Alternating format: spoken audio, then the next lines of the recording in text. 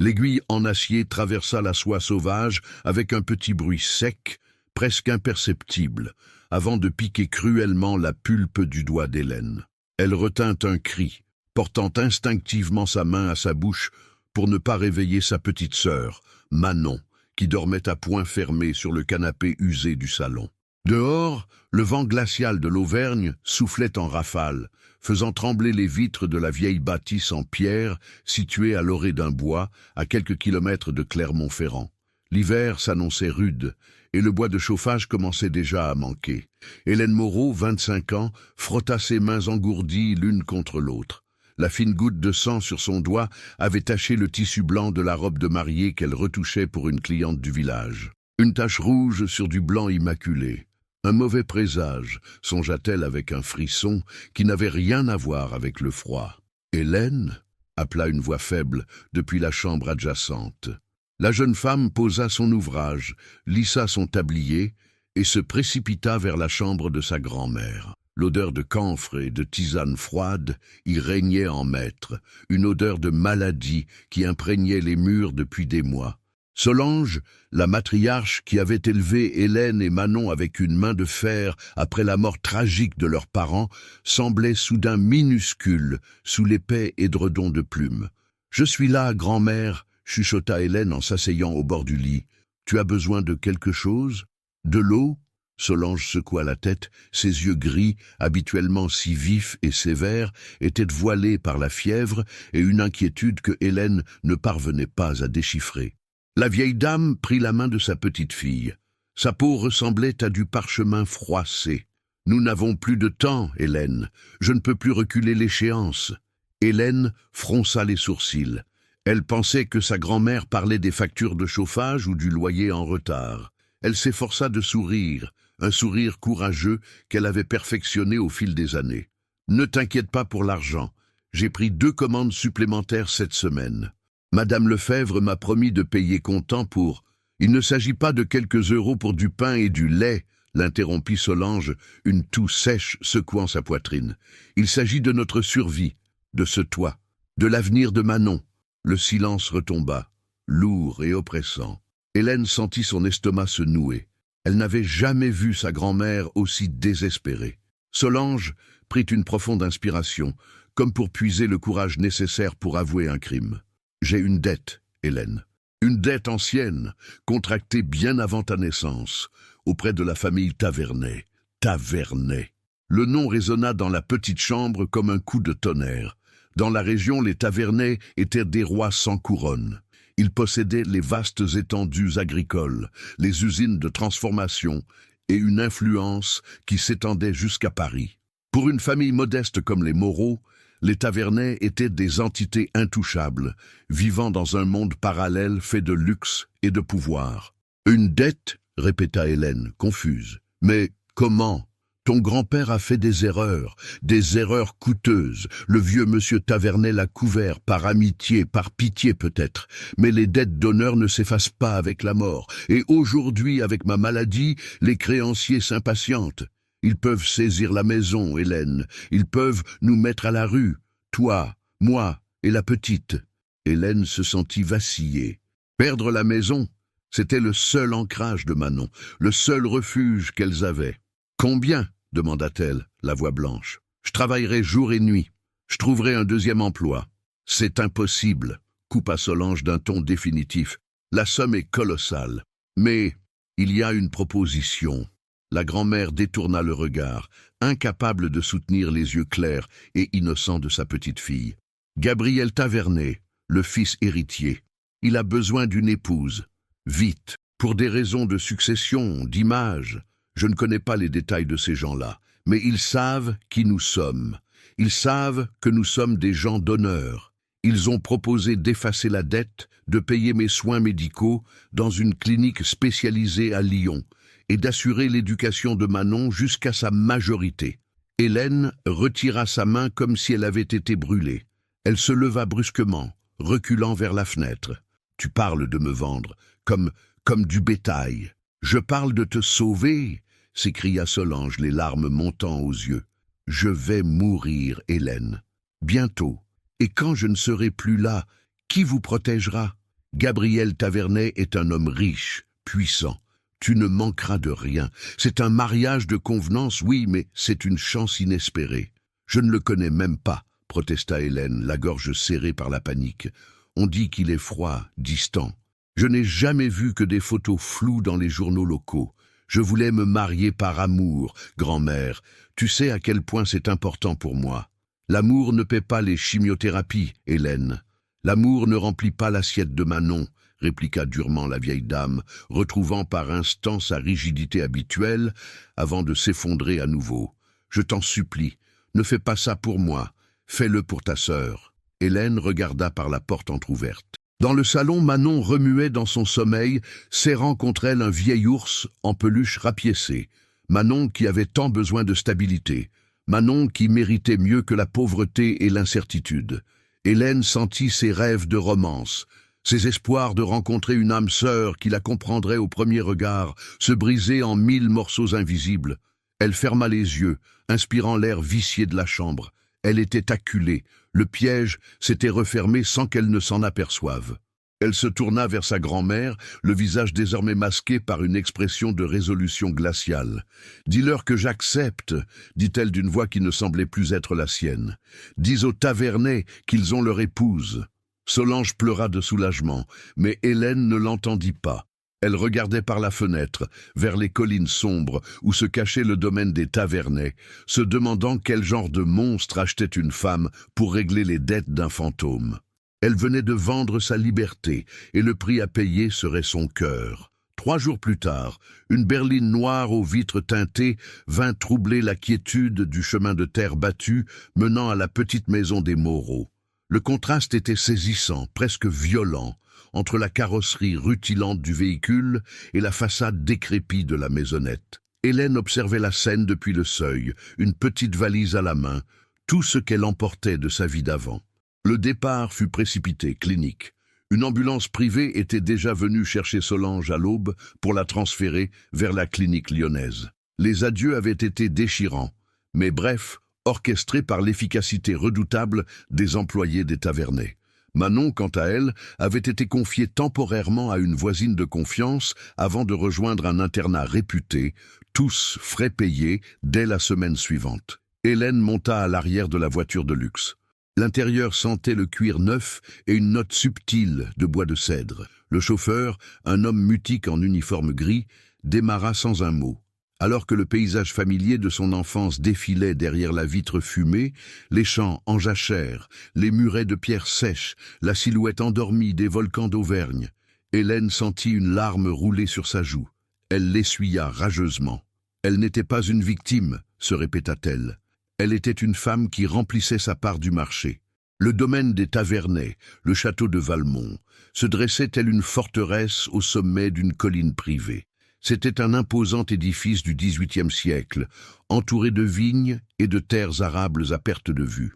En franchissant la grille en fer forgé, ornée du blason familial, Hélène eut l'impression de pénétrer dans un autre monde, un monde où l'air lui-même semblait plus rare. Elle fut conduite non pas dans un salon accueillant, mais dans un bureau austère aux immenses bibliothèques de chêne sombre. « Monsieur Tavernet va vous recevoir », annonça un majordome au visage impassible avant de refermer la porte. Hélène resta debout, n'osant pas s'asseoir sur les fauteuils en velours cramoisi. Elle lissa nerveusement sa jupe grise, la meilleure qu'elle possédait, mais qui semblait ici aussi déplacée qu'un torchon sur une table de banquet. La porte du fond s'ouvrit brusquement. Gabriel Tavernet entra. Il était plus grand qu'elle ne l'imaginait, dominant la pièce de sa stature. Il portait un costume 3 pièces d'une coupe impeccable, qui soulignait la largeur de ses épaules. Ses cheveux bruns étaient de coiffés avec une rigueur militaire, mais ce furent ses yeux qui captèrent l'attention d'Hélène. Ils étaient d'un bleu acier, froid, impénétrable, cerné par une fatigue qui semblait ancienne. Il ne sourit pas. Il ne lui tendit pas la main. Il se contenta de marcher jusqu'à son bureau, ouvrant un dossier en cuir. « Mademoiselle Moreau !» dit-il d'une voix grave, dénuée de toute chaleur. « Merci d'être venue si rapidement. » Hélène sentit le rouge lui monter aux joues. Il parlait d'elle comme d'une livraison attendue. « Je n'avais pas vraiment le choix, monsieur », répondit-elle, tenant à garder la tête haute. Gabriel leva les yeux du dossier pour la première fois, la fixant avec une intensité déconcertante.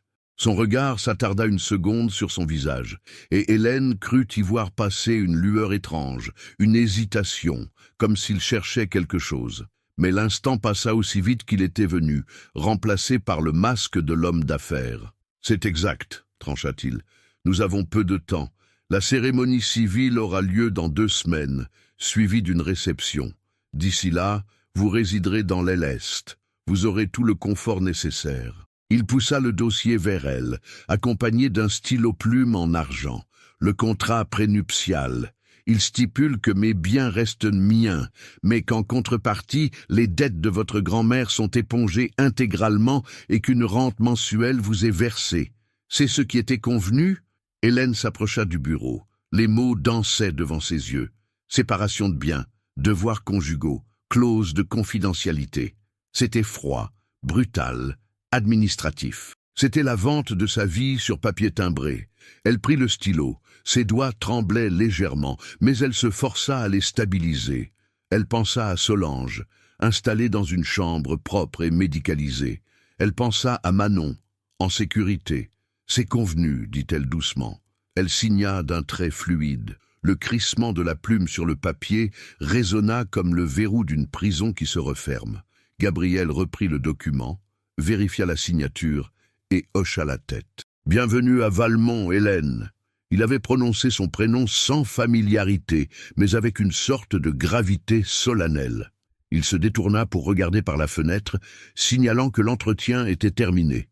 Hélène sortit du bureau, le cœur battant à tout rompre, avec la certitude glaçante qu'elle venait d'épouser un iceberg.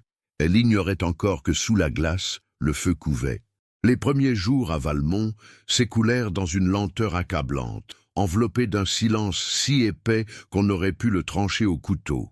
Hélène, habituée au rythme effréné de la couture, au bourdonnement de sa vieille machine Singer et aux bavardages incessants de Manon, se sentait comme une étrangère dans sa propre vie.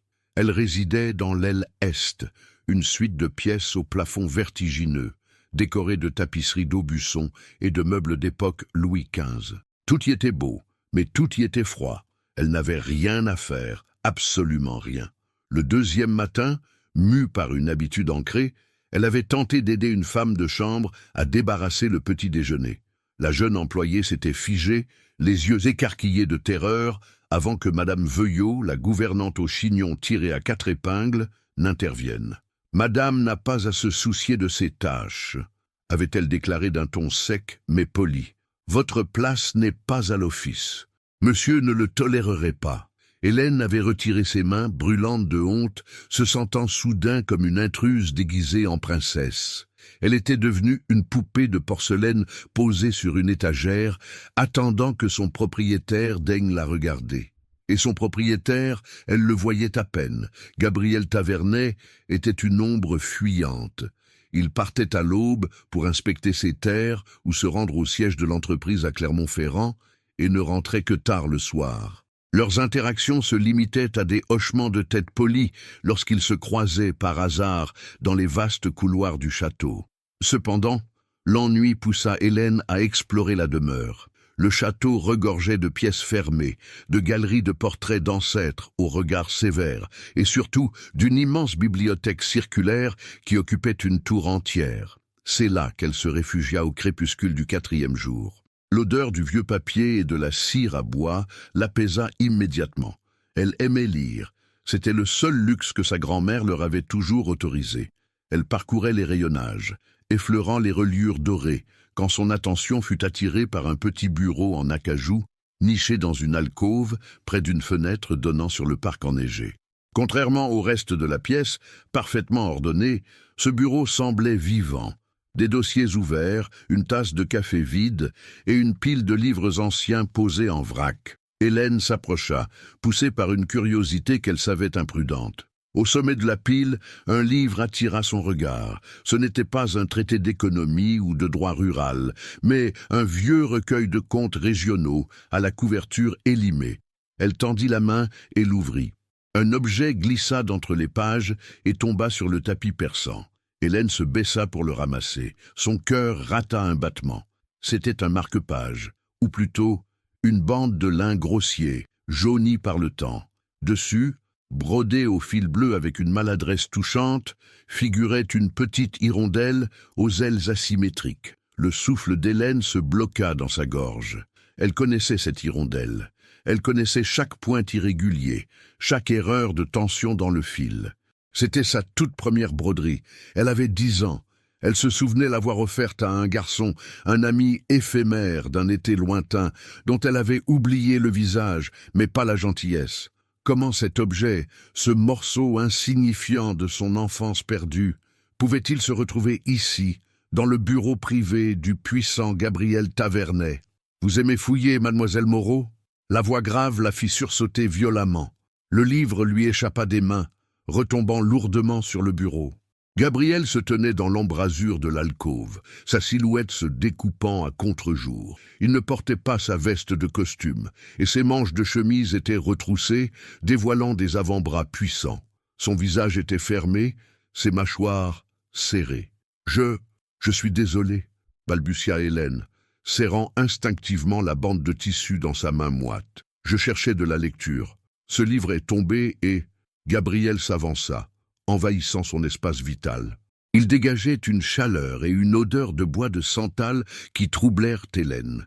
Il tendit la main, paume ouverte. « Donnez-moi ça. » C'était un ordre, pas une demande. Hélène hésita une seconde, ses yeux plongeant dans les siens, cherchant une réponse à la question muette qui brûlait ses lèvres. « Qui êtes-vous vraiment ?» Elle déposa le marque-page dans sa main. Gabriel referma ses doigts dessus avec une rapidité surprenante, comme s'il s'agissait d'un secret d'État et non d'un vieux chiffon. « Où avez-vous eu ceci ?» osa-t-elle demander, sa voix tremblant légèrement. Gabriel ne sia pas. Il remit l'objet dans sa poche, son visage redevenant un masque d'impassibilité. « J'ai acheté un lot de vieux livres lors d'une vente aux enchères caritatives l'année dernière. Ce bric-à-brac se trouvait à l'intérieur. Je ne l'ai pas encore jeté, c'est tout. » Le mensonge était fluide, plausible. Et pourtant, Hélène sentit qu'il sonnait faux. Pourquoi garder un bric-à-brac dans son livre de chevet? « C'est une étrange coïncidence, » murmura-t-elle sans le quitter des yeux. « Le monde est petit, Hélène, » répondit-il, « et plein d'objets sans importance. » Il se détourna, mettant fin à la conversation, mais Hélène remarqua la tension dans ses épaules. Alors qu'elle quittait la bibliothèque, le doute s'insinua en elle comme un poison lent. Gabriel Tavernet n'était peut-être pas seulement l'homme qui avait acheté son avenir. Il l'était peut-être aussi celui qui détenait une clé de son passé. Le château de Valmont, d'ordinaire si silencieux, s'était transformé en une ruche bourdonnante. Sur ordre de Gabriel, une équipe de couturières venue expressément de Paris avait investi le grand salon bleu pour la confection de la robe de mariée. Hélène se tenait debout sur une estrade improvisée, les bras écartés, telle une statue de cire livrée aux caprices d'artistes trop zélés. Des maîtres de soie, de tulle et de dentelle de Calais s'amoncelaient autour d'elle. Monsieur Laurent, un créateur au talent reconnu mais à l'ego surdimensionné, tournait autour d'elle en gesticulant. « Non, non, c'est trop simple !» s'exclama-t-il en arrachant presque une épingle du corsage. « Il faut du volume, de la majesté. Vous épousez un Tavernet, ma chère, pas un notaire de province. Nous allons ajouter des perles, beaucoup de perles, et une traîne de 4 mètres. » Hélène se mordit la lèvre. Elle se sentait étouffée sous les couches de tissu. Cette robe, qui aurait dû être le rêve de toute jeune femme, lui semblait être un déguisement grotesque. Elle, la petite couturière de campagne qui avait passé sa vie à repriser les vêtements des autres, se retrouvait prisonnière de sa propre passion. « Je préférerais quelque chose de plus léger », osa-t-elle murmurer. « Je ne suis pas habituée à... » « L'habitude viendra avec le titre », coupa sèchement le couturier en agrafant un col montant rigide qui lui grattait le cou. La porte du salon s'ouvrit, laissant entrer un courant d'air frais et Gabriel Tavernet. Le silence se fit instantanément. Même Monsieur Laurent s'immobilisa, son maître ruban pendant mollement autour de son cou. Gabriel balaya la pièce du regard, s'attardant sur le désordre des étoffes avant de fixer Hélène. Elle se sentit soudain minuscule, exposée, ridicule dans cet accoutrement de meringue luxueuse. Elle baissa les yeux, attendant une critique, ou pire, l'indifférence. Gabriel s'avança lentement jusqu'à l'estrade. Il observa le travail du couturier, le col montant, les froufrous excessifs. Une ride soucieuse marqua son front. « Enlevez ça !» dit-il calmement. Monsieur Laurent écarquilla les yeux. « Pardon, monsieur Tavernet, c'est la dernière mode à l'Élysée. Le col montant donne une allure de reine et... Hélène a besoin de respirer, » trancha Gabriel, sa voix claquant comme un fouet, bien que le volume restât bas. Elle n'aime pas avoir le cou serré. Cela l'angoisse. Hélène releva brusquement la tête, stupéfaite. Comment pouvait-il savoir cela? C'était une phobie idiote, un reste d'une bronchite sévère contractée durant son enfance qui lui avait laissé une aversion pour tout ce qui comprimait sa gorge. Elle ne l'avait dit à personne ici. Même sa grand-mère l'avait oublié. Gabriel s'approcha d'elle, ignorant le couturier offusqué. D'un geste étonnamment délicat pour un homme de sa carrure, il tendit la main et détacha l'agrafe du col montant. « C'est mieux ?» demanda-t-il, ses yeux bleus plongeant dans les siens avec une intensité qui lui coupa le souffle. Hélène prit une grande inspiration, l'air remplissant enfin ses poumons librement. « Oui, » souffla-t-elle, « merci. Mais comment saviez-vous » Une ombre passa sur le visage de Gabriel. Il recula d'un pas, remettant instantanément de la distance entre eux. « C'est du bon sens, Hélène. Vous étiez pâle comme un linge. Je ne tiens pas à ce que ma future épouse s'évanouisse avant même d'arriver à l'hôtel. Cela ferait mauvais genre dans la presse. » La réponse était pragmatique, froide, parfaitement adaptée au personnage qu'il jouait. Pourtant, Hélène n'était pas dupe. Elle avait senti la douceur de ses doigts effleurer sa peau une seconde de trop. Elle avait vu l'inquiétude réelle dans son regard avant qu'il ne la masque. Il se tourna vers le couturier, redevenant le maître des lieux inflexible. « Faites quelque chose de simple, de fluide, qui respecte qui elle est et non ce que vous voulez qu'elle soit. » Sur ces mots, il tourna les talons et quitta la pièce sans un regard en arrière. Hélène resta figée sur son estrade, le cœur battant la chamade. Monsieur Laurent, vexé mais obéissant, commença à retirer les épingles avec des gestes saccadés. « Eh bien, grommela-t-il, on dirait que monsieur a des idées bien arrêtées sur vos goûts, mademoiselle. » Hélène ne répondit pas. Elle caressait l'endroit de son cou où les doigts de Gabriel s'étaient posés. Ce n'était pas du bon sens, c'était de l'intimité.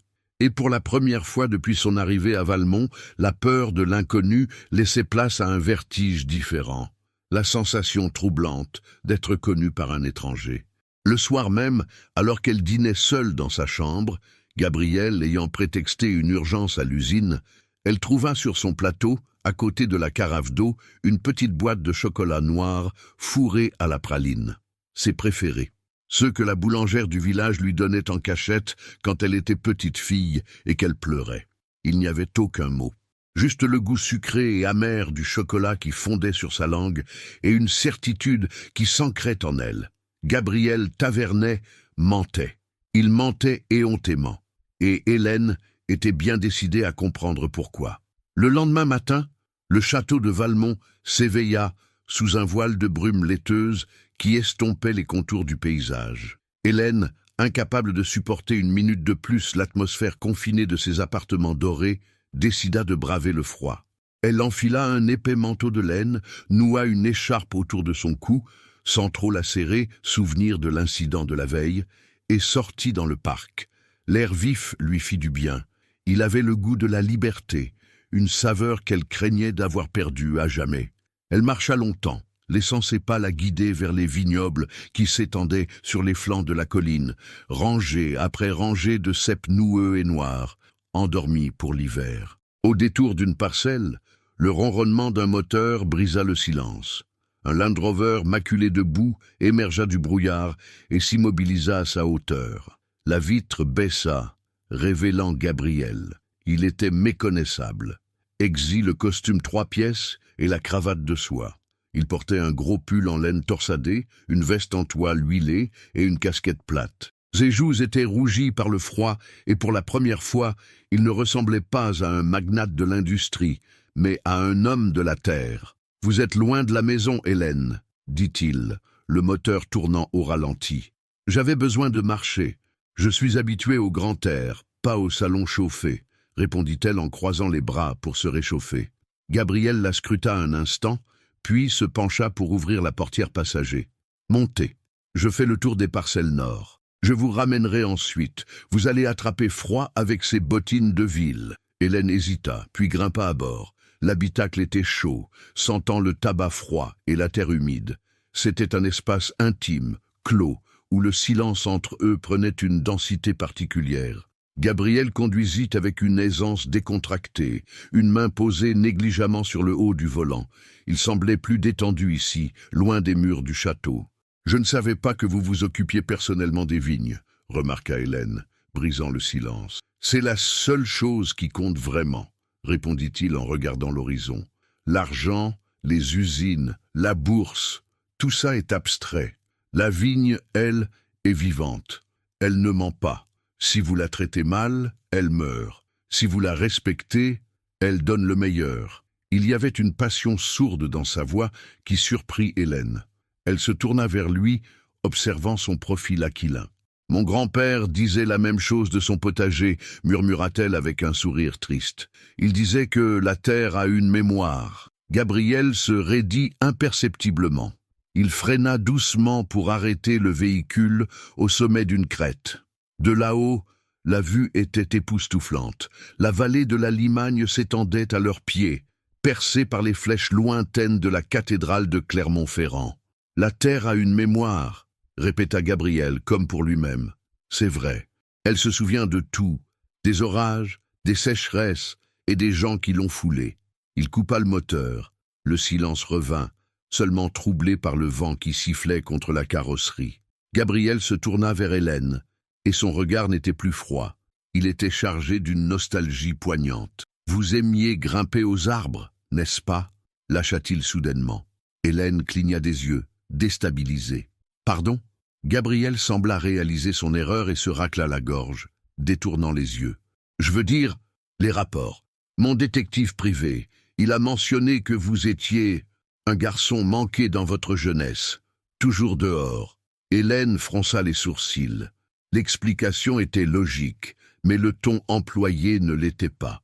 Il n'avait pas parlé comme quelqu'un qui cite un rapport, mais comme quelqu'un qui se souvient d'une image. « Oui, » admit-elle lentement, « j'aimais être en hauteur. Je me sentais intouchable. Il y avait un vieux chêne, près de la rivière, chez nous. Le chêne foudroyé, » compléta Gabriel, avant de se mordre la lèvre. Le sang d'Hélène se glaça dans ses veines. « Il n'a été foudroyé qu'il y a 3 ans, Gabriel. C'est un détail minuscule. Aucun rapport de détective ne mentionnerait l'état de santé d'un arbre spécifique dans le jardin d'une famille endettée. » Elle se détacha de sa ceinture de sécurité, se tournant complètement vers lui, l'accusation vibrant dans sa voix. « Comment savez-vous cela ? Qui êtes-vous ? Pourquoi ai-je l'impression que vous connaissez ma vie mieux que moi ?» Gabriel serra les mains sur le volant jusqu'à ce que ses jointures blanchissent. Il semblait lutter contre une envie furieuse de parler, retenu par une digue de secret qu'il s'était imposée. « J'ai une bonne mémoire des détails, Hélène. C'est ce qui fait de moi un bon homme d'affaires. Ne cherchez pas de mystère là où il n'y a que de la minutie. » Il redémarra le moteur brusquement. « Nous rentrons. Madame Veuillot vous attend pour l'essayage des chaussures. » Le retour se fit dans un silence de plomb. Hélène regardait le paysage défiler, le cœur serré par la frustration. Il lui avait tendu une perche, une ouverture vers son âme, pour mieux la lui retirer l'instant d'après. Mais cette fois, elle en était sûre. Gabriel Tavernet ne l'avait pas choisi par hasard. Il y avait une histoire entre eux, une histoire écrite à l'encre invisible, et il était terrifié à l'idée qu'elle ne la lise. Alors que la voiture franchissait la grille du château, Hélène posa sa main sur son ventre noué. Elle n'avait plus peur de lui. Elle avait peur pour lui, car l'homme qui se cachait derrière cette forteresse de mensonges semblait porter une solitude bien plus lourde que la sienne. La nuit était tombée sur le domaine de Valmont, enveloppant le château d'un silence feutré, seulement troublé par le ululement lointain d'une chouette. Hélène, allongée dans son grand lit à baldaquin, fixait le plafond où les ombres des branches nues dansaient au gré du vent. Le sommeil la fuyait, les événements de la veille, cette promenade en voiture, ce lapsus sur le chêne foudroyé, tout cela tournait en boucle dans son esprit. Vers 2 heures du matin, renonçant à dormir, elle se leva, enfila une robe de chambre en satin ivoire qu'elle avait trouvée dans la penderie et sortit dans le couloir. Elle avait besoin d'un verre d'eau ou peut-être simplement de s'assurer qu'elle n'était pas un fantôme errant dans un musée. Alors qu'elle approchait du grand escalier, une note de musique, claire et cristalline, flotta dans l'air. Puis une autre, quelqu'un jouait du piano. Intriguée, Hélène descendit les marches à pas de loup, suivant le fil invisible de la mélodie. Ce n'était pas du Chopin ou du Liszt, ni aucune de ces œuvres grandioses que l'on s'attendrait à entendre dans une telle demeure. C'était une mélodie simple, presque naïve, jouée avec une lenteur poignante. Une suite d'accords mineurs qui évoquaient la pluie sur les toits d'ardoise et les soirs d'automne. Hélène s'immobilisa devant la porte entr'ouverte du salon de musique. La pièce était plongée dans la pénombre, éclairée seulement par les braises mourantes de la cheminée et un rayon de lune traversant la haute fenêtre. Gabriel était là. Il était assis devant le piano à queue, le dos voûté, la tête légèrement penchée en avant. Il avait ôté sa veste et sa cravate, et les manches de sa chemise blanche étaient retroussées sur ses avant-bras. Il jouait les yeux fermés, ses doigts effleurant les touches, avec une délicatesse qui contrastait avec la force brute qu'il dégageait habituellement. Hélène sentit une boule se former dans sa gorge. Elle connaissait cet air. C'était une vieille complainte auvergnate, une chanson que les femmes du village fredonnaient en triant les lentilles ou en reprisant le linge. La complainte du berger. Une chanson de pauvre, transmise de mère en fille. Comment un héritier comme Gabriel Tavernet pouvait-il connaître cet air intime, oublié des livres de musique? Elle fit un pas involontaire, et le parquet ancien craqua sous son pied nu. La musique s'arrêta net. Gabriel se figea, ses mains restant suspendues au-dessus du clavier une fraction de seconde, avant de retomber sur ses cuisses. Il se tourna lentement vers elle. Dans la pénombre, ses yeux brillaient d'une lueur indéchiffrable, peut-être des larmes retenues ou simplement le reflet de la fatigue. « Je vous ai réveillé ?» demanda-t-il, sa voix rauque brisant le charme. « Non !»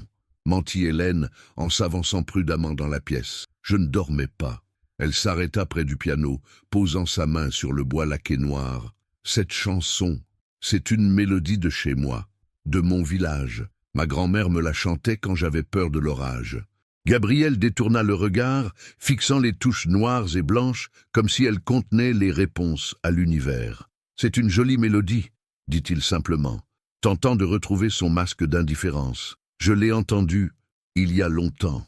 Elle m'est restée. »« Où ?» insista Hélène, son cœur battant plus fort. « Vous n'avez jamais vécu au village, Gabriel. Les gens s'en souviendraient. Les Tavernets ne passent pas inaperçus. » Il se leva brusquement, la dépassant de toute sa hauteur. La proximité de son corps dégageait une chaleur qui irradiait vers elle. On entend beaucoup de choses quand on sait écouter, Hélène. Parfois, le vent porte des échos sur des kilomètres. C'était une réponse poétique pour éviter la vérité, et Hélène ne s'en contenta pas. Elle leva les yeux vers lui, osant, pour la première fois, poser sa main sur son bras. Elle sentit les muscles de Gabriel se tendre sous le tissu fin de sa chemise. « Pourquoi avez-vous peur de moi ?» murmura-t-elle. Gabriel la regarda, et pendant un instant suspendu, Hélène crut qu'il allait tout avouer. Elle vit la barrière se fissurer. Elle vit l'envie désespérée de la prendre dans ses bras, de briser cette comédie absurde. Il leva la main, effleurant presque sa joue, un geste d'une tendresse infinie. « Je n'ai pas peur de vous, Hélène, » souffla-t-il, sa voix trahissant une émotion brute. « J'ai peur de ce que je suis en train de devenir en votre présence. » Il recula, rompant le contact comme s'il s'était brûlé. « Retournez vous coucher. Demain, le notaire vient pour la lecture finale des actes. Vous devez être reposé. » Il contourna le piano et quitta la pièce à grands pas, laissant Hélène seule dans l'obscurité vibrante. Elle resta là un long moment, la main toujours posée là où il s'était tenu, avec la mélodie de son enfance résonnant encore dans ses oreilles. Il ne l'avait pas simplement entendue dans le vent. Il la jouait avec l'âme de celui qui l'avait vécu. Gabriel Tavernet n'était pas un étranger, c'était un fantôme de son passé qui refusait de dire son nom. et Hélène commençait à réaliser que ce mariage n'était peut-être pas une prison, mais des retrouvailles qu'elle n'avait jamais cru possibles. Le lendemain, le château fut envahi par une atmosphère officielle et pesante. Maître Delorme, le notaire de la famille Tavernet depuis 3 générations, était arrivé avec sa serviette en cuir usé et son air de corbeau scrutateur. La signature finale des actes de mariage et des transferts de fonds pour la clinique de Solange devait avoir lieu dans le petit salon vert. Hélène s'était habillée avec soin, choisissant une robe bleu marine simple mais élégante, l'une des rares pièces neuves que Gabriel avait insisté pour lui faire livrer. Elle se sentait comme une actrice, s'apprêtant à monter sur scène pour la représentation de sa vie. Dans le salon, Gabriel se tenait près de la cheminée, le visage impénétrable. Maître Delorme, assis derrière une petite table marquetée, ajusta ses lunettes sur son nez aquilin et détailla Hélène de la tête aux pieds avec un dédain à peine dissimulé. « Mademoiselle Moreau », commença-t-il d'une voix nasillarde, « nous allons procéder à la lecture des dernières clauses. Comme vous le savez, l'apport financier de M. Tavernet est conséquent, tandis que votre apport est, disons, symbolique. » Hélène sentit ses joues s'enflammer. Le notaire appuyait sur chaque mot pour bien lui faire sentir sa place, celle d'une quémandeuse, d'une opportuniste profitant de la fortune d'un homme puissant. « C'est un contrat d'assistance mutuelle, maître, » intervint-elle, la voix tremblante mais digne. « Appelez cela comme vous voulez, cher enfant, » ricana doucement le notaire en feuilletant les documents. « Dans mon métier, nous appelons cela un sauvetage. Il est rare qu'une jeune femme de votre condition accède à un tel rang sans... » « Suffit !» Le mot claqua dans la pièce comme un coup de feu. Gabriel n'avait pas élevé la voix, mais le ton était si glacial que Maître Delorme en laissa tomber son stylo. Le riche héritier s'avança, posant ses mains à plat sur la table, dominant le petit homme de toute sa hauteur. « Hélène ne signe pas ce contrat pour s'enrichir, Delorme. Elle le signe pour sauver sa famille. C'est un acte de courage, pas d'opportunisme. Si je vous entends encore une fois lui manquer de respect ou même insinuer qu'elle n'est pas à sa place ici, vous prendrez la porte et je chercherai un autre notaire. » Est-ce clair ? Le notaire, blême, balbutia des excuses incohérentes. Hélène, stupéfaite, regarda Gabriel. Elle avait vu l'homme d'affaires, le propriétaire terrien, le musicien mélancolique, mais elle n'avait encore jamais vu le protecteur. Il la défendait avec une ferveur qui dépassait le cadre d'un simple arrangement commercial. Une fois les signatures apposées et le notaire congédié, fuyant presque la pièce, un lourd silence retomba. « Merci, » dit doucement Hélène. « Vous n'étiez pas obligé de... »« Personne ne vous insultera sous mon toit, » coupa-t-il, tournant le dos pour regarder le feu. Il fouilla dans la poche de sa veste et en sortit un petit écrin de velours bleu nuit. « Il manque une formalité, » dit-il en se retournant.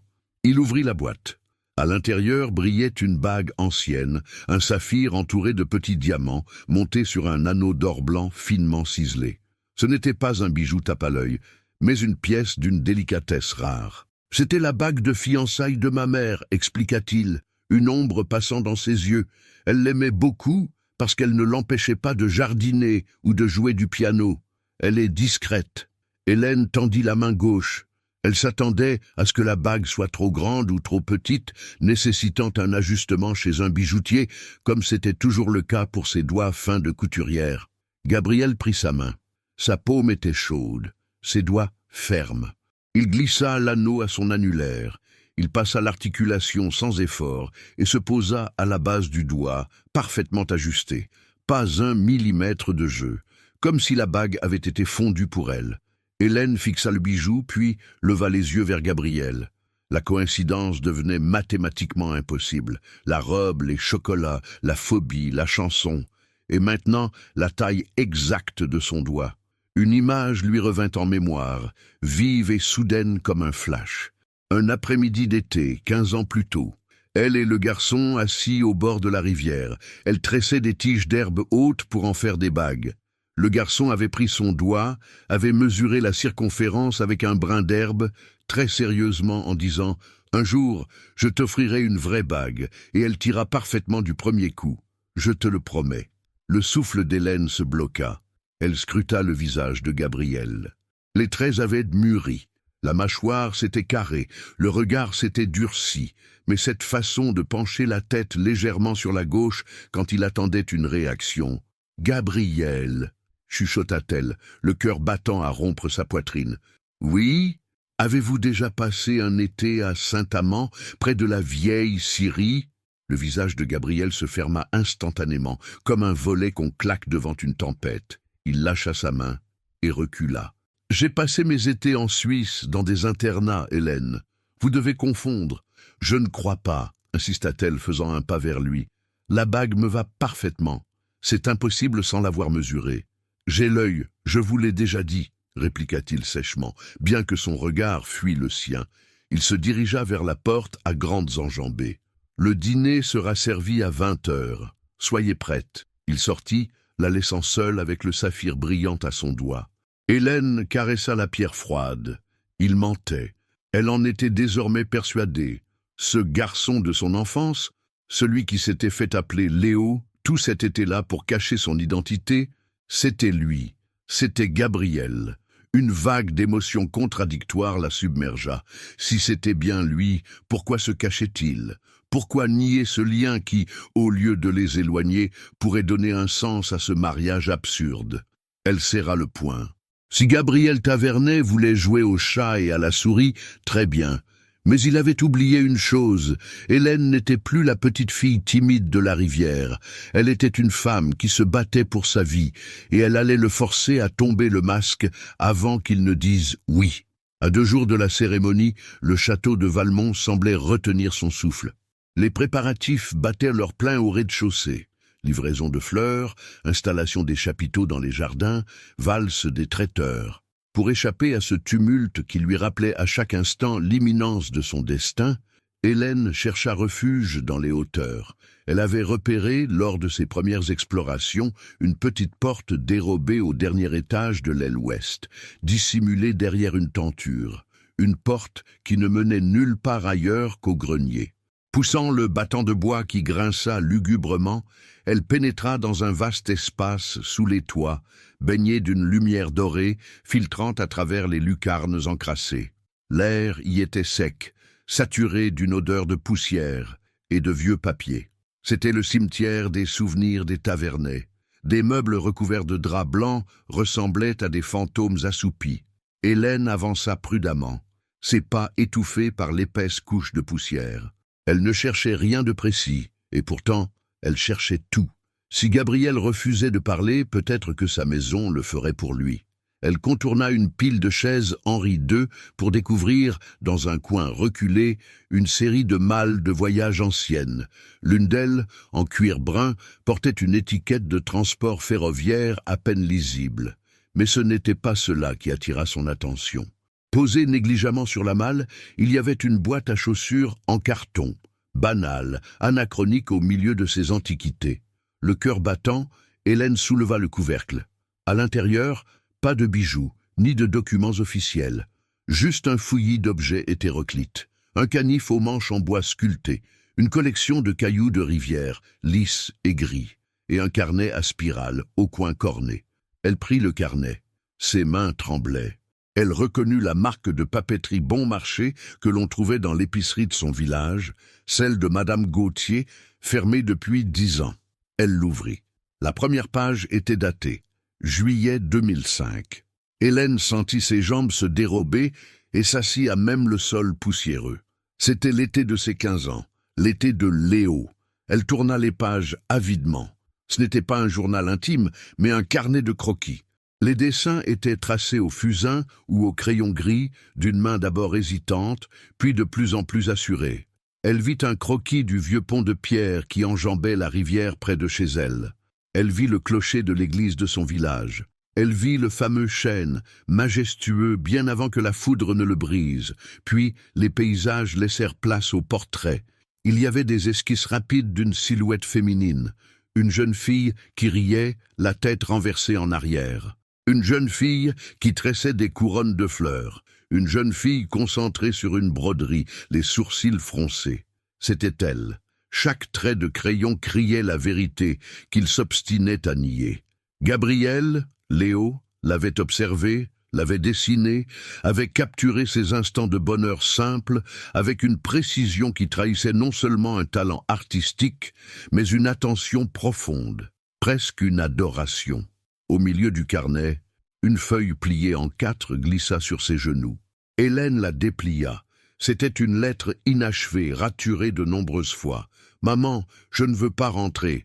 Je sais que père est en colère. Je sais que je dois apprendre à diriger l'entreprise. Mais ici, je respire. J'ai rencontré quelqu'un. Elle ne sait pas qui je suis. Elle ne me demande rien. Elle m'appelle Léo et pour la première fois de ma vie, j'ai l'impression d'exister pour moi-même. Si je rentre, je deviendrai celui que vous voulez que je sois. Mais je laisserai mon âme ici. » La lettre n'avait jamais été envoyée. Une larme tomba sur le papier, diluant l'encre d'un mot raturé. Hélène pressa le carnet contre sa poitrine, fermant les yeux. La douleur et la joie se mêlaient en elle dans un tourbillon vertigineux. Il ne l'avait pas oublié. Pire, il avait gardé ses souvenirs comme des reliques sacrées, cachées dans une boîte à chaussures au fond d'un grenier, pendant qu'il construisait sa forteresse de glace. L'homme froid et distant qu'elle allait épouser était le même garçon sensible qui avait peur de perdre son âme. Un bruit de pas dans l'escalier la fit sursauter. Paniquée, elle remit le carnet et la lettre dans la boîte, replaça le couvercle exactement comme elle l'avait trouvé et se cacha derrière une armoire normande. La porte s'ouvrit. Gabriel entra. Il ne la vit pas. Il se dirigea droit vers la malle comme un pèlerin vers un autel. Il resta debout devant la boîte en carton pendant une longue minute, immobile, les épaules affaissées sous un poids invisible. Il effleura le couvercle du bout des doigts, un geste furtif, chargé de nostalgie, avant de se redresser, de lisser sa veste et de repartir aussi silencieusement qu'il était venu. Hélène attendit que le bruit de ses pas s'évanouisse totalement avant de sortir de sa cachette. Elle redescendit vers sa chambre, l'esprit en ébullition. Elle détenait la preuve. Elle savait qui il était, mais elle comprit aussi pourquoi il se taisait. Ce n'était pas par mépris ou par jeu, c'était par peur. Peur que le garçon qu'il avait été ne soit plus compatible avec l'homme puissant qu'il était devenu. Peur de souiller ce souvenir pur avec la transaction financière sordide de leur mariage. Hélène s'arrêta devant le grand miroir de sa chambre. Son regard avait changé. Il n'y avait plus de doute, plus de crainte. Il y avait une détermination farouche. « Tu ne m'échapperas plus, Gabriel », murmura-t-elle à son reflet. Le mariage n'était plus une fin, c'était le terrain de la reconquête, et Hélène Moreau était prête à se battre pour faire revivre Léo. La veille de la cérémonie, le château de Valmont se para de ses atours les plus intimidants. Un dîner restreint avait été organisé dans la salle à manger d'honneur, réunissant quelques proches associés de Gabriel, une tante éloignée venue de Paris, et le maire du village qui officierait le lendemain. L'ambiance était feutrée, presque clinique. L'argenterie teintait doucement sur la porcelaine de Limoges, mais les conversations sonnaient creux. On parlait de cours de la bourse, de récolte, de politique locale. Personne ne parlait d'amour. Personne ne parlait de bonheur. Hélène, assise à la droite de Gabriel, observait ce théâtre d'ombre. Elle portait le saphir à son doigt, ce lien tangible avec le passé qu'elle était la seule à reconnaître. Elle se sentait étrangement calme, forte de la vérité qu'elle avait découverte dans le grenier. Elle savait désormais que l'homme assis à côté d'elle, qui coupait sa viande avec une précision chirurgicale, n'était pas le monstre froid qu'il prétendait être. C'était un homme qui s'était emmuré vivant pour survivre à ses responsabilités. Gabriel, lui, semblait au bord de la rupture. Il buvait plus que de coutume, enchaînant les verres de vin rouge avec une régularité mécanique. Ses réponses aux invités étaient brèves, courtoises mais tranchantes. Il évitait soigneusement de croiser le regard d'Hélène. Au moment du café, alors que les invités se dispersaient dans le petit salon pour fumer le cigare, Hélène profita d'un instant d'inattention pour s'éclipser sur la terrasse. L'air nocturne était glacial, mais elle avait besoin de respirer. Elle s'accouda à la balustrade de pierre, regardant les lumières de la vallée scintiller comme des étoiles tombées au sol. Quelques minutes plus tard, le bruit d'une porte-fenêtre qui s'ouvre, puis se referme, lui indiqua qu'elle n'était plus seule. Elle ne se retourna pas. Elle savait qui c'était. L'odeur de tabac et de bois de santal le précédait. Gabriel vint se placer à côté d'elle, gardant une distance respectueuse. Il tenait un verre de whisky à la main, les glaçons s'entrechoquant avec un bruit cristallin. « Vous devriez rentrer, » dit-il, la voix un peu plus pâteuse qu'à l'accoutumée. « Demain sera une longue journée. Il faut que vous soyez parfaite pour les photographes. » Hélène tourna la tête vers lui. Sous la lueur blafarde des appliques murales, il paraissait épuisé. Les traits tirés, les yeux cernés. Le masque de l'homme d'affaires se fissurait sous l'alcool et la fatigue. « Est-ce que c'est tout ce qui compte, Gabriel? Être parfaite sur la photo ?» demanda-t-elle doucement. Il eut un rire bref, sans joie. « Dans mon monde, oui, l'image est tout. La stabilité, la continuité, la respectabilité. C'est ce que j'achète, Hélène. Et c'est ce que vous avez accepté de fournir. » La brutalité de ces mots aurait pu la blesser si elle n'avait pas vu la douleur dans ses yeux. Il essayait de la repousser, de la dégoûter, pour qu'elle ne s'approche pas trop près de la vérité. « Et si je ne voulais pas être une image, si je voulais être une amie ?» Gabriel se raidit. Il vida son verre d'un trait, une grimace déformant son visage. « Je n'ai pas besoin d'amis, Hélène. J'ai des employés, des associés et des débiteurs. L'amitié est un luxe que je ne peux pas me permettre. Elle rend faible, elle rend vulnérable. Comme ce garçon qui dessinait des oiseaux et rêvait de liberté, osa-t-elle. Le verre faillit lui échapper des mains. Il se tourna vers elle avec une violence contenue, la saisissant par les épaules. Son regard était un mélange terrifiant de colère et de panique. « Qui vous a parlé de ça ?» siffla-t-il. Hélène ne recula pas. Elle soutint son regard, posant doucement ses mains sur les siennes qui la tenaient prisonnière. « Personne n'a eu besoin de me le dire, Gabriel. Les murs parlent, les yeux parlent. » Pendant une seconde, elle crut qu'il allait l'embrasser. La tension entre eux était électrique, crépitante. Il y avait dans l'air cette urgence des choses tues trop longtemps. Mais Gabriel ferma les yeux, prit une profonde inspiration et la relâcha brusquement comme s'il rejetait un poison. « Vous vous faites des idées », dit-il d'une voix blanche en reculant. « Vous cherchez du romantisme dans une transaction commerciale pour vous rassurer. C'est pathétique. » Il remit son masque, froid et impénétrable. « Allez dormir, Hélène. Oubliez vos fantasmes. Demain, nous signons un contrat devant Dieu et les hommes. Rien de plus. » Il tourna les talons et rentra dans le château, la laissant seule dans le froid. Hélène resta immobile un long moment, les larmes aux yeux. Non pas des larmes de tristesse, mais de frustration. Il était là, juste sous la surface, ce Léo qu'elle avait tant aimé innocemment. Il se débattait sous la glace. « Rien de plus », répéta-t-elle dans le vent. Elle savait qu'il mentait, et elle savait que demain, devant l'autel, il n'aurait plus nulle part où se cacher. Le contrat serait peut-être signé, mais Hélène se fit une promesse solennelle. Elle ne dirait oui qu'à l'homme, pas au chèque. Et si Gabriel refusait de se montrer, elle trouverait le moyen de le faire sortir, quitte à briser le protocole.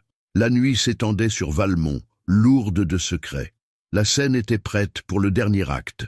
Le jour du mariage se leva sous un ciel d'un blanc crayeux, lourd de neige non encore tombée. Dans la suite d'Hélène, le calme pesant de la veille avait laissé place à une effervescence presque militaire. Une armée de coiffeurs et de maquilleurs s'affairait autour d'elle, la transformant touche après touche en l'image parfaite de la future Madame Tavernet. Hélène se laissait faire, docile, l'esprit ailleurs. Elle observait son reflet dans le grand miroir psyché, peinant à reconnaître la jeune femme qui la regardait. Ses cheveux châtains, d'ordinaire libres ou retenus par un simple élastique, étaient désormais relevés en un chignon complexe, entrelacé de perles fines.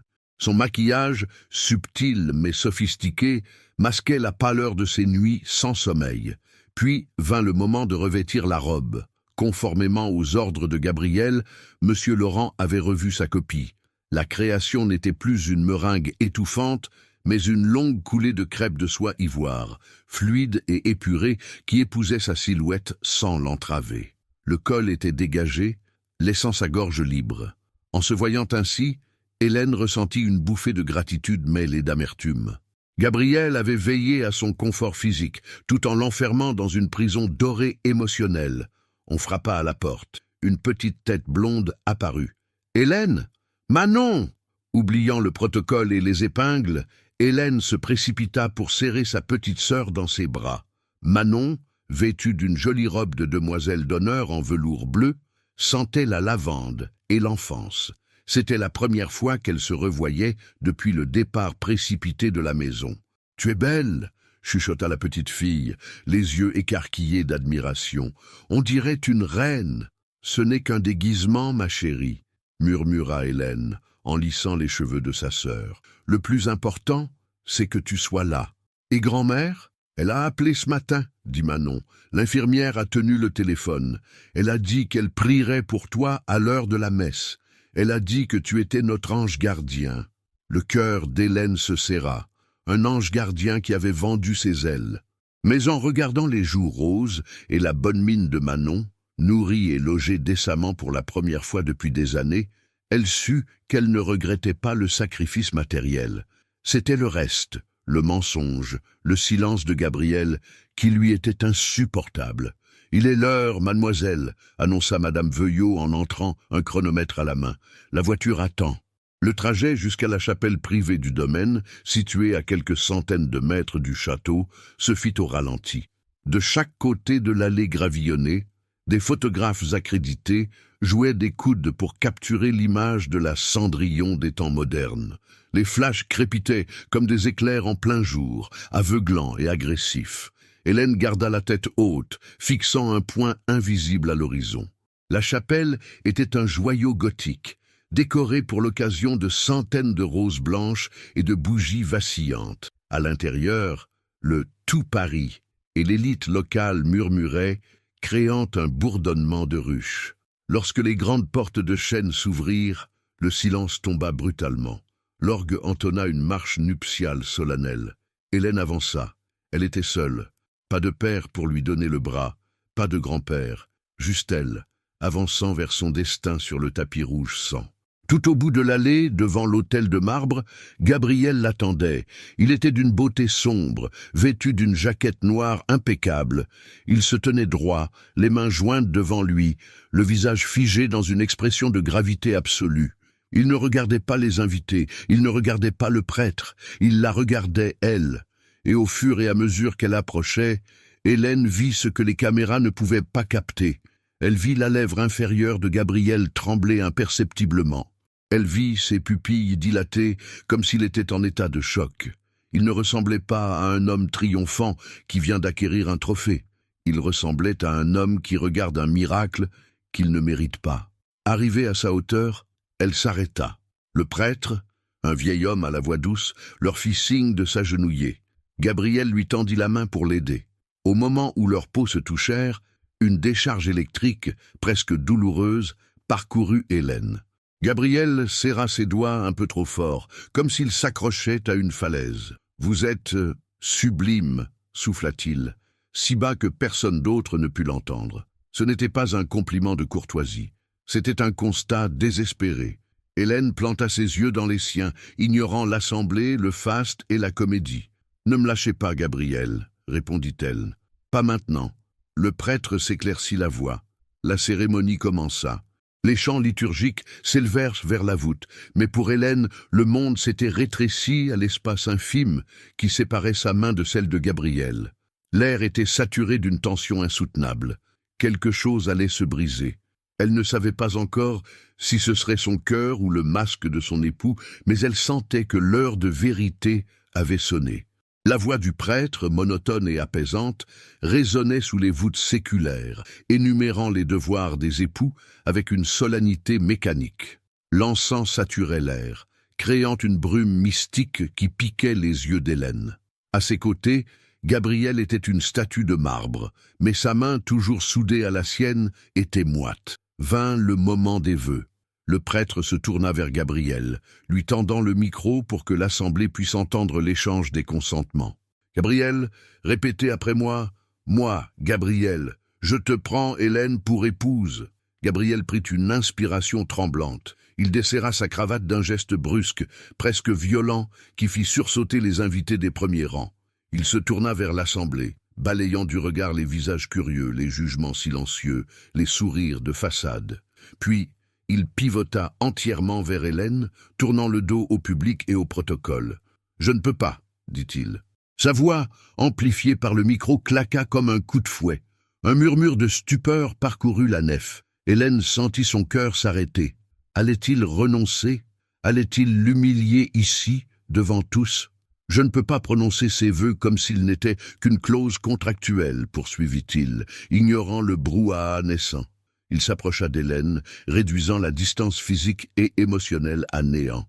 Ses yeux bleus brillaient de larmes non versées. « Oh, tout le monde ici pense que je sauve Cendrillon », déclara-t-il assez fort pour que sa voix atteigne le fond de la chapelle. « Ils pensent que j'efface une dette par charité ou par devoir dynastique. Ils se trompent. » Il marqua une pause, sa gorge se nouant visiblement. « La dette, c'est moi qui l'ai envers toi, Hélène. » Le silence devint absolu. Plus personne ne bougeait. Même les photographes avaient cessé de mitrailler, captivés par l'imprévu. « Tu m'as posé une question hier », continua Gabriel, la voix brisée par l'émotion. « Tu m'as demandé si je connaissais la vieille Syrie de Saint-Amand, si je connaissais le goût des murs sauvages et la forme des nuages au-dessus de la rivière. J'ai menti. » Il prit les mains d'Hélène dans les siennes et les porta à ses lèvres, un geste d'une dévotion totale. « Je suis Léo. » Hélène lâcha un sanglot, portant une main à sa bouche. L'entendre le dire à voix haute, devant Dieu et les hommes, fit voler en éclats les dernières digues de sa retenue. « Je suis le garçon perdu que tu as trouvé cet été-là, » reprit-il, s'adressant désormais à elle seule, bien que le monde entier écoute. « J'étais un enfant riche, triste et solitaire, écrasé par un nom trop lourd à porter. Et toi, tu ne m'as jamais demandé mon nom. Tu m'as donné ta part de pain alors que tu n'avais rien. Tu m'as appris à regarder les oiseaux. Tu m'as fait croire que je pouvais être quelqu'un de bien, juste en étant moi-même. » Une larme roula sur la joue de Gabriel. « Quand j'ai su que ta famille était en difficulté, quand j'ai vu ton nom sur ce dossier de créance, je n'ai pas vu une opportunité d'affaires. J'ai vu la seule chance de ma vie de payer ma dette de bonheur. Je voulais te donner le monde, Hélène, parce que tu m'as donné la vie il y a 15 ans. Mais j'ai eu peur. Peur que l'homme que je suis devenu, froid et dur, ne soit pas digne du garçon que tu as aimé. Alors, je me suis caché derrière l'argent, derrière ce mariage arrangé. Il tomba à genoux, non pas devant l'autel, mais devant elle. La foule haleta. Gabriel Tavernet, l'intouchable, était à terre. « Je ne veux pas que tu m'épouses pour sauver ta grand-mère, » dit-il, la voix étranglée. « Je ne veux pas que tu m'épouses par devoir. Si tu dis oui aujourd'hui, je veux que ce soit à Léo. Pas au chéquier, pas au château, juste à moi. » Hélène pleurait librement désormais, des larmes chaudes qui lavaient les jours d'angoisse et de doute. Elle regardait cet homme puissant qui venait de se mettre à nu, détruisant son image publique pour sauver leur vérité privée. La chapelle retenait son souffle. C'était un scandale, une folie, une rupture totale de l'étiquette. Mais c'était surtout la chose la plus vraie que ces murs de pierre aient jamais abritée. Hélène tendit la main vers le visage de Gabriel, essuyant doucement la larme qui marquait sa joue. Elle avait sa réponse. Mais le choc de la révélation, la violence de l'émotion publique, était trop fort. Ses jambes se dérobèrent. Le monde tangua. Les vitraux devinrent un kaléidoscope flou. Hélène vacilla, submergée par l'intensité de l'instant, et se laissa glisser dans l'obscurité bienveillante, rattrapée in extremis par les bras solides de celui qu'elle avait enfin retrouvé. Le monde revint à Hélène par fragments sensoriels. D'abord l'odeur, un mélange d'encaustique, de fleurs coupées et d'une eau de Cologne familière, boisée et rassurante. Ensuite, le son, un murmure inquiet, lointain, comme le bruit de la mer derrière une fenêtre fermée. Enfin la sensation, une main chaude enveloppant la sienne, serrée si fort que cela en devenait presque douloureux. Elle papillonna des paupières, chassant le voile noir qui obscurcissait sa vision. Elle n'était plus dans la nef de la chapelle. Elle était allongée sur un canapé de velours rouge dans la sacristie attenante. La lumière y était tamisée, filtrant à travers de hauts vitraux colorés. Hélène, le visage de Gabriel apparut dans son champ de vision, pâle, décomposé par l'angoisse. Il avait tombé sa veste et sa chemise blanche, ouverte au col, laissait voir sa respiration saccadée. Il ne ressemblait plus au maître de Valmont. Il ressemblait à un homme qui vient de voir sa vie entière suspendue à un fil. « Je suis là », murmura-t-elle, sa voix encore faible.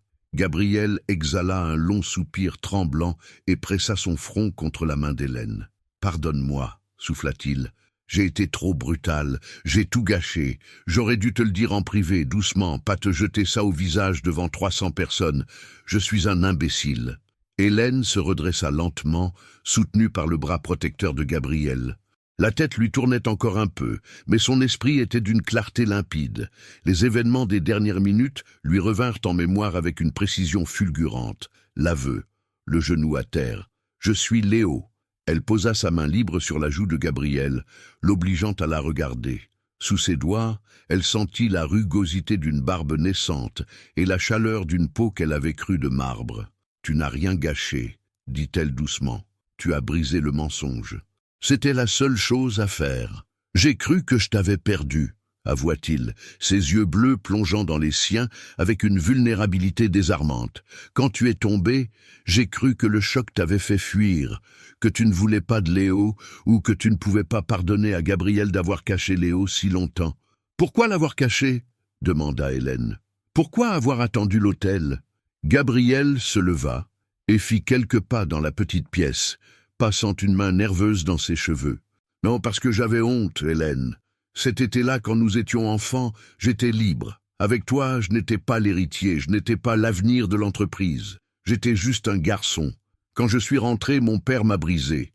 Il m'a moulé à son image. Il m'a appris que les sentiments étaient des faiblesses, que la nostalgie était une perte de temps. Je suis devenu dur, cynique. » Il se tourna vers elle, les poings serrés. « Quand j'ai revu ton nom sur ce dossier, 15 ans plus tard, le choc a été violent. J'ai voulu t'aider immédiatement. Mais quand je t'ai vu, si digne, si pur malgré la misère, j'ai eu peur que tu ne reconnaisses pas le garçon que tu avais aimé dans l'homme froid que j'étais devenu. J'ai eu peur que tu me rejettes. Alors, j'ai pensé que si je t'épousais par contrat, je pourrais au moins te protéger, te garder près de moi. C'était égoïste. » Hélène se leva à son tour. Ses jambes flageolaient un peu, mais elle tint bon. Elle traversa la pièce et vint se planter devant lui. Elle n'avait pas besoin de talons pour se sentir à sa hauteur. « Tu as eu tort, Gabriel. Pas de vouloir m'aider, mais de croire que l'argent pouvait remplacer la vérité. Tu as failli nous condamner à une vie de silence. » Elle prit ses mains. « Mais tu as eu le courage de tout arrêter, de crier la vérité devant ceux qui te jugent. Ça, c'est le Léo que je connais. Il n'a pas disparu. Il était juste endormi sous le costume. » Un coup discret fut frappé à la porte de la sacristie, brisant leur bulle d'intimité. La porte s'entrebâilla et la tête anxieuse du prêtre apparut. « Monsieur Tavernet ?» Les invités s'impatientent. Le murmure grandit. « Que devons-nous faire ? Doit-on annuler la cérémonie ? Faire évacuer la salle ?» Gabriel regarda le prêtre, puis reporta son attention sur Hélène. Son regard avait changé. L'angoisse avait laissé place à une détermination farouche. Mais cette fois, elle était teintée d'espoir. « Hélène, » dit-il, ignorant le prêtre, « je ne veux plus de faux-semblants, je ne veux plus de ce mariage arrangé pour sauver les apparences ou solder une dette. » Il marqua une pause, serrant ses doigts. « Je veux t'épouser parce que je t'aime, parce que depuis 15 ans, il n'y a pas eu un jour sans que je pense à l'hirondelle brodée ou à la rivière. Mais je ne te forcerai pas. Si tu veux partir, la voiture est prête. La dette de ta grand-mère est effacée. Quoi qu'il arrive, tu es libre. » C'était l'ultime test. Il lui rendait sa liberté sans condition. Il détruisait la cage dorée pour lui offrir le ciel ouvert. Hélène sentit une larme couler sur sa joue, mais elle sourit. Un vrai sourire, radieux, qui illumina son visage fatigué. « Je n'ai pas besoin de partir, Gabriel. Je suis déjà rentrée à la maison. » Elle se tourna vers le prêtre, qui semblait dépassé par les événements. « Mon père, » dit-elle d'une voix claire, « dites aux invités de se rasseoir. Nous avons une cérémonie à terminer. » Gabriel la regarda, stupéfait, comme s'il n'osait y croire. « Tu es sûr, après tout ça, après mes mensonges, on ne construit rien de solide sans avoir d'abord déblayé les ruines, » répondit Hélène en rajustant le col de sa chemise avec une tendresse infinie. « Tu as tout déblayé. Maintenant, on peut construire. » Elle lui tendit son bras. « Allons-y, monsieur Tavernet. Léo m'attend. » Gabriel laissa échapper un rire bref, un son libérateur qui sembla rajeunir son visage de 10 ans. Il prit le bras d'Hélène, non plus comme un accessoire de propriété, mais comme un point d'ancrage. « Prête à affronter les lions ?» demanda-t-il en se dirigeant vers la porte qui menait à la nef. « Tant que tu ne me lâches pas la main, » répondit-elle. La porte s'ouvrit, laissant entrer la lumière crue et le brouhaha de la foule. Mais cette fois, ils n'entraient pas dans l'arène en tant que victimes d'un marché. Ils y entraient en tant que complices. Lorsque Hélène et Gabriel réapparurent sous la voûte de la chapelle, l'atmosphère avait changé du tout au tout. La gêne et le scandale avaient cédé la place à une électricité palpable, une curiosité respectueuse qui figeait l'assemblée. Ils ne marchaient plus l'un à côté de l'autre comme deux étrangers liés par un contrat. Ils avançaient main dans la main, leurs doigts entrelacés avec une force qui défiait quiconque de les séparer. Le prêtre, visiblement soulagé de ne pas avoir à gérer une annulation catastrophique, retrouva sa place derrière l'autel. Il n'eut pas besoin de réclamer le silence. Le calme était religieux, au sens le plus pur du terme. « Nous allons reprendre », annonça-t-il, un léger tremblement dans la voix. Gabriel se tourna vers Hélène. Cette fois, il ne regarda ni le sol, ni l'horizon, ni les invités. Il la regarda elle avec une intensité qui semblait exclure le reste de l'univers. « Je ne lirai pas le texte prévu, » dit-il calmement. Le notaire, au premier rang, manqua de s'étrangler, mais Gabriel l'ignora superbement. « Hélène, » commença-t-il, sa voix portant clair et fort dans le silence de pierre. « Je t'ai offert un toit et une sécurité matérielle, pensant que c'était tout ce que je possédais de valeur. J'avais tort. Aujourd'hui, je ne te promets pas seulement la fortune ou le confort. Je te promets la vérité. Je te promets que l'homme que tu as connu un été, celui qui rêvait de liberté, ne se cachera plus jamais. Je te prends pour épouse, non pour sauver les apparences, mais pour sauver mon âme. Je t'aime. » Des larmes brillèrent aux yeux de plusieurs invités, surpris par la crudité et la beauté de l'aveu. C'était si loin des discours convenus de la haute société. Hélène, le cœur battant à tout rompre, serra la main de Gabriel. « Et moi, Gabriel, » répondit-elle, la voix claire et assurée, « je t'épouse non par gratitude, mais par choix. Je promets d'aimer Léo autant que Gabriel. Je promets d'être celle qui te rappellera toujours qui tu es, quand le monde essaiera de te durcir. Je t'aime. » L'échange des alliances se fit dans une fluidité parfaite. Lorsque Gabriel glissa l'anneau d'or au doigt d'Hélène, juste à côté du saphir de sa mère, il scella non pas un marché, mais un destin. « Je vous déclare mari et femme », conclut le prêtre, un sourire sincère éclairant enfin son visage. Gabriel ne demanda pas la permission. Il attira Hélène contre lui et l'embrassa. Ce n'était pas le baiser chaste et protocolaire attendu pour les photographes. C'était un baiser profond, passionné, une revendication mutuelle qui fit rougir les vieilles tantes et sourire les plus jeunes. Dans ce baiser, il y avait 15 ans d'attente et la promesse d'un avenir radieux. Lorsqu'ils sortirent de la chapelle, un miracle silencieux les attendait. Le ciel, menaçant depuis le matin, avait fini par céder. De gros flocons de neige, lents et duveteux, commençaient à tomber, recouvrant le domaine de Valmont d'un manteau immaculé. Les flashs crépitèrent, mais cette fois, Hélène ne se sentit pas agressée. Elle leva le visage vers le ciel, riant alors qu'un flocon se posait sur ses cils.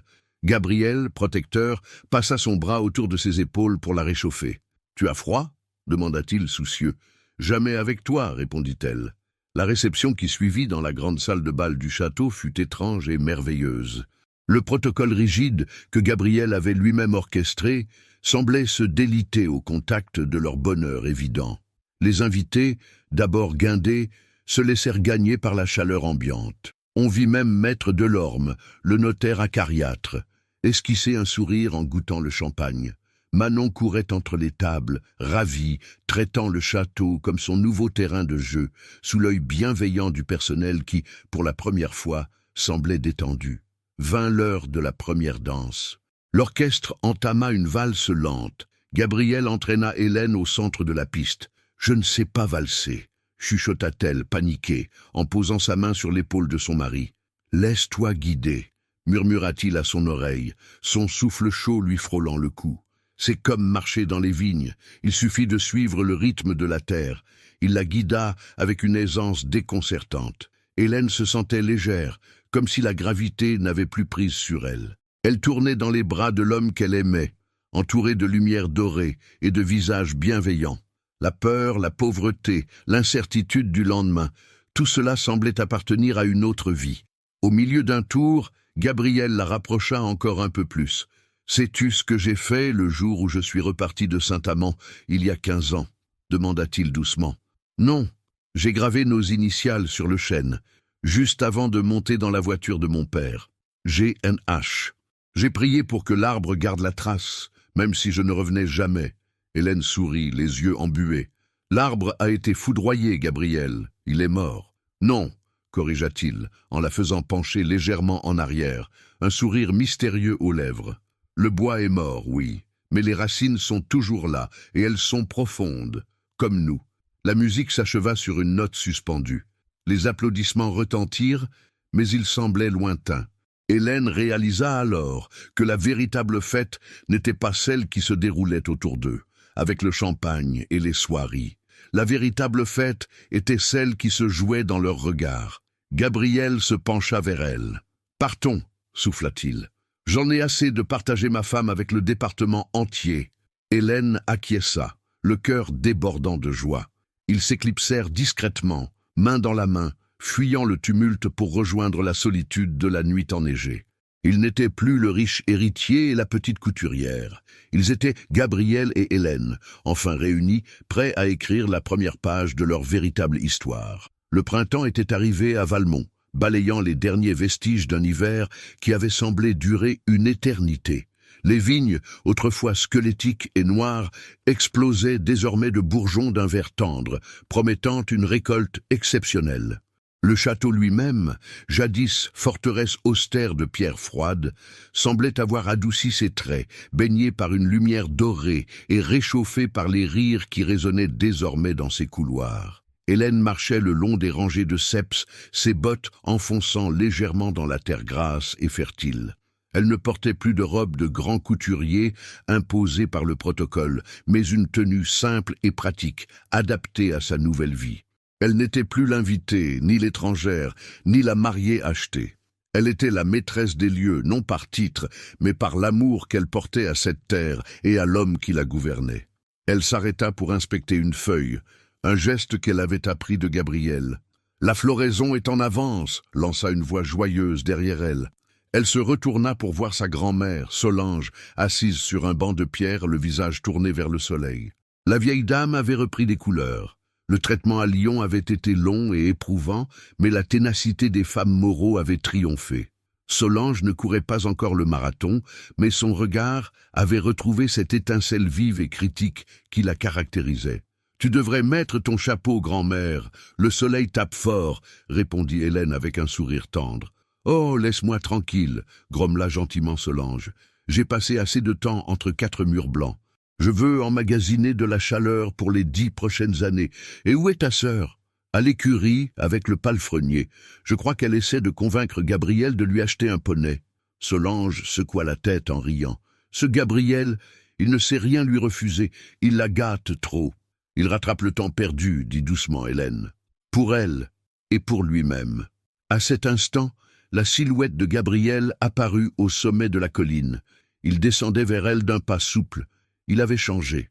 Les cernes profonds avaient disparu, et la ride d'inquiétude qui barrait son front s'était effacée. Il portait toujours ses responsabilités d'héritier, mais il ne les portait plus seul. Il rejoignit Hélène et passa un bras autour de sa taille, l'attirant contre lui sans se soucier du regard amusé de Solange. « J'ai une surprise pour toi, » murmura-t-il à l'oreille de sa femme. « Encore ? Tu m'as déjà offert cette nouvelle machine à coudre la semaine dernière pour mon atelier, » rappela Hélène. En effet, Gabriel avait insisté pour qu'elle transforme l'une des dépendances en atelier de création. Hélène n'avait pas abandonné la couture. Au contraire, elle l'avait élevée au rang d'art, créant des pièces uniques pour des clientes qui venaient désormais de toute la région, non parce qu'elle était Madame Tavernet, mais parce qu'elle avait du talent. « Ceci est différent, » dit-il mystérieusement. « Viens. » Ils laissèrent Solange à sa cure de soleil et marchèrent vers la lisière du bois, là où le domaine cultivé laissait place à la forêt sauvage.